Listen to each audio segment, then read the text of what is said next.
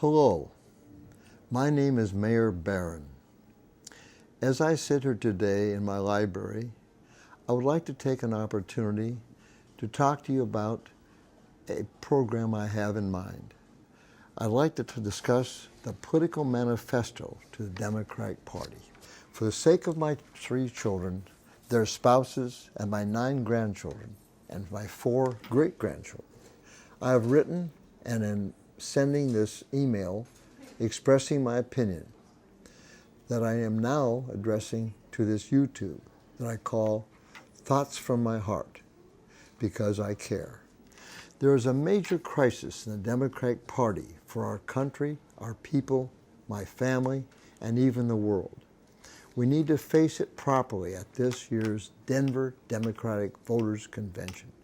Because the convention is imminent, I feel it is necessary to express the following personal thoughts at this time.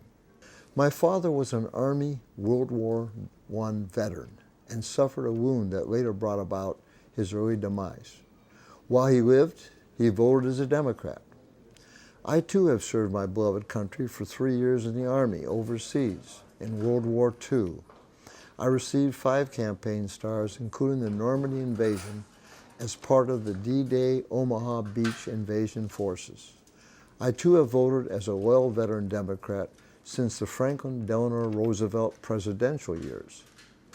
Regarding all points of issue in the government, you are forever dealing with a mixed bag: faith, race, and color differences, or food, shelter, and clothing needs, or state, national, and international conflicts of interest.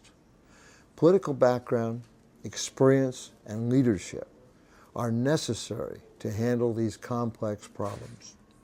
Obama, as a college professor with brilliant oratory skills, has been able to attract many of the Democratic Party to his side.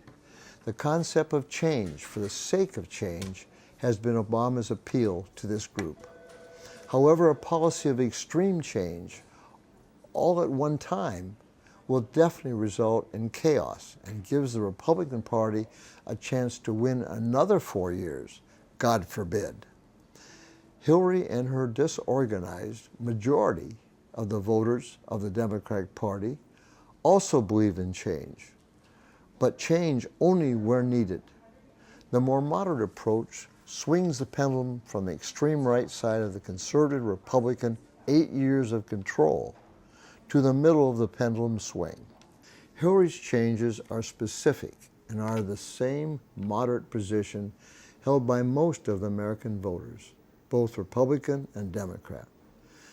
This fact was proven when she won the majority of the Democratic voters during the Democratic primary. Obama, through his brilliant campaign directors, took the grassroots approach to their campaign strategy of fundraising, and it paid off like the proverbial cash cow. It brought in the largest amount of campaign funds ever collected from its voters. With this money came the control of the local Democrats from the various Democratic caucuses. Hillary put in her own millions of dollars of campaign money where her mouth was. Many of the superdelegates have put their mouth where they think their campaign money is. In the past, Republicans had a heyday creating tainted truths and outright false statements against both the Clintons. Hillary had to be ardent and aggressive in her views. This has automatically created negative baggage directed to the Clintons from its unhappy Republican opposition. She had to exhibit leadership to be able to fight their challenges. When you're a leader and a doer, you automatically collect bad baggage. On the other side of the coin, Hillary Clinton, by her actions, has created a fantastic amount of good baggage. Hillary herself has demonstrated this by her actions, speeches, and perseverance. Her wide experience has brought her both national and international recognition. Obama's past baggage, good or bad, is minimal. He is a new senator, still wet behind the ears. During this short tenure, he has had a flat voting record. He has failed to instigate any meetings or activity in the senatorial committee he is in charge of. His inexperience in both federal and international affairs is totally lacking when compared to John McCain. Hillary's record, without relying on her husband, President Bill Clinton, stands up and surpasses that of John McCain, the Republican nominee. In my humble opinion, to qualify for presidency of the United States, one would have to have a resume that justifies the full backing of the Democratic Party for its presidential nominee. When you look at a resume of both Obama and the Hillary Clinton based on these requirements, it is easy to see that Hillary has earned the right to be selected at the Democratic Presidential Convention as president. Superdelegates were set up as a safeguard to ensure that at the Democratic Convention, the most capable and experienced presidential selection, an individual who can best defeat his or her Republican presidential opponents. Obama's regular caucus delegates are only speaking for the majority of the voters who attended the various minor caucuses. The Democratic National Convention and its superdelegates speaks for the majority of the Democratic Party.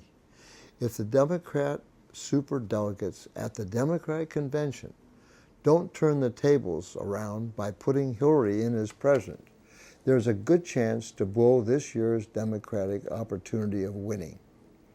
If Hillary does not want Obama as a running mate, a great alternative, who would also be a minority leader, would be General Colin Powell. He excelled under the Clinton presidency only to be lied to during the Republican reign and double-crossed by Bush, Cheney, and the Republican cronies. Powell is a proven leader. He can not only talk the talk, but is able to walk the walk. Hillary's strength is in Congress and our national picture. Powell, as vice president, adds the best possible opportunity for a diplomatic change in our country's international crisis.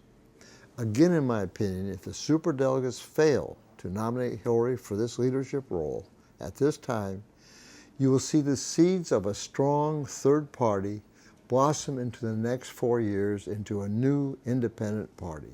This party will dominate both the Republican and Democratic Party, as it will best represent all the citizens of our nation. Thank you.